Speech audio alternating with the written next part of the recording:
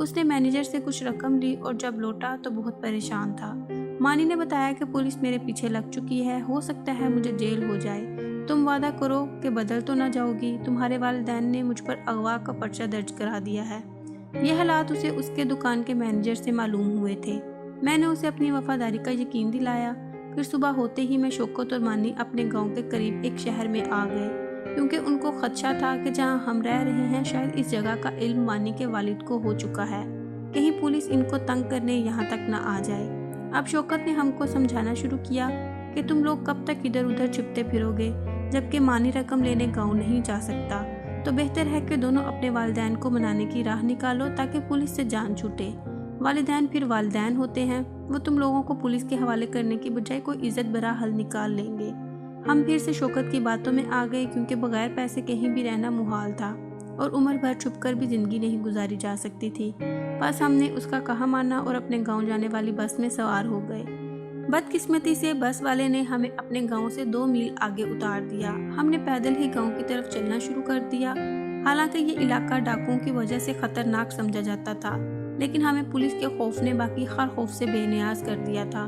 جب ہم گاؤں میں شوکت کے گھر کے سامنے پہنچے، جہاں میں پہلے بھی آ چکی تھی، میں جھٹ سے گھر کے اندر چلی گئی۔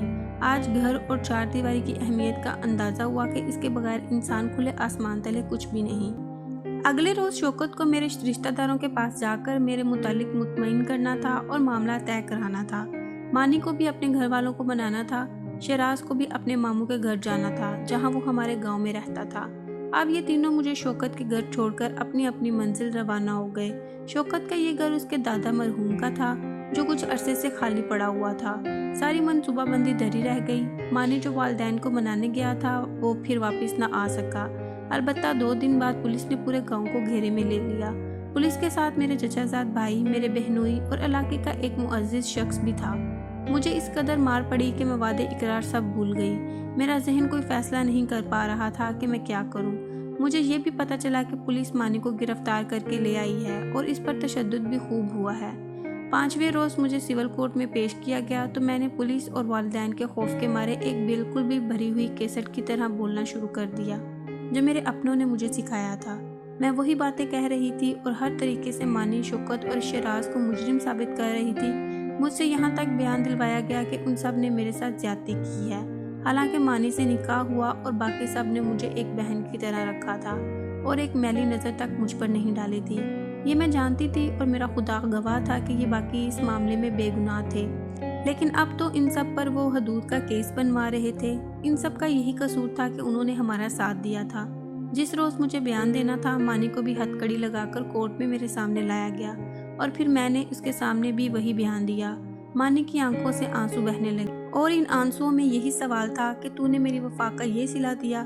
جب میں بیان دے چکی تو مانی نے بے اختیار کہا، اگر تیرے بیان پر مجھے پھانسی کی سزا بھی ہو جائے گی تو پرواہ نہیں ہے، خدا کرے آئندہ تم کو کوئی تکلیف نہ پہنچے۔ سب کے سامنے اس کا ایسا کہنا تھا کہ میرا سر شرم سے جھک گیا۔ جب مجھے گھر لایا گیا تو میں بہت روئی، مگر یہ بات مانی کو کون بتاتا کہ گھر آ کر میں اپنی بے بسی پر کتنا روئی ہوں۔ میں تنہائی میں اپنی بد نصیبی کا ماتم کرنے لگی، کیونکہ زخم ابھی ہرا تھا اور گھر والے بھی میری طرح اس بات سے لا علم تھے کہ قدرت کیا فیصلہ کرتی ہے۔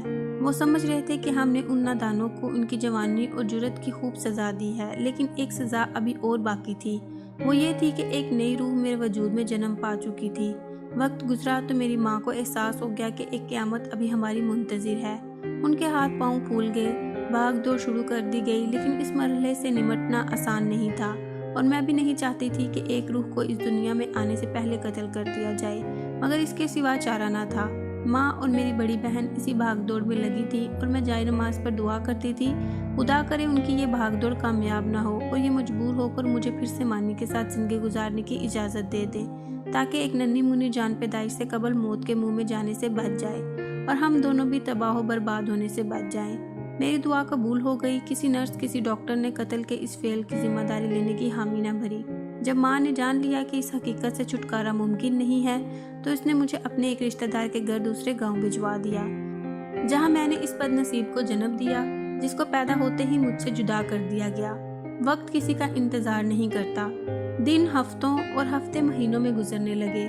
بہت سے رشتے آئے، مگر جب ان کو میرے ماضی کے بارے میں علم ہوا तो वो दोबारा नहीं आए, क्योंकि मैं درخت سے گرا ہوا وہ پھول تھی جو داغدار ہو چکا تھا۔ مجھے بھی شادی سے نفرت ہو چکی تھی، جو مجھ پر قیامت بیت چکی تھی۔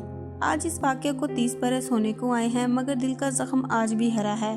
یہ وہ گھاؤ ہے جو کبھی بھرا نہیں جا سکتا۔ یہ میری کم سنی میں ایک جذباتی قدم کی سزا ہے جو ابھی تک باقی ہے۔